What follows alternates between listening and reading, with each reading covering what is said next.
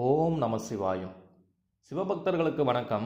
தினம் ஒரு தலம் தினம் ஒரு வரலாறு என்ற தலைப்பில் இன்னைக்கு திருவதிகையில் எழுந்தருள் இருக்கிற வீராட்டானேஸ்வரர் திருக்கோவிலை பற்றி நம்ம பார்க்கலாம்.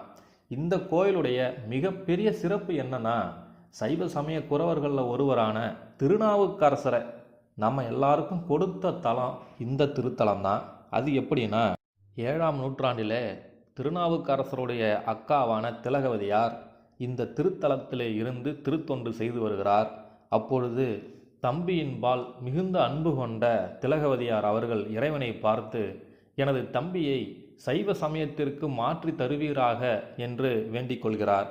அப்பொழுது இறைவன் திருநாவுக்கரசருக்கு சூளை நோய் கொடுத்து யாம் ஆட்கொள்வோம் என்று பதில் உரைத்தார் திலகவதியாருக்கு.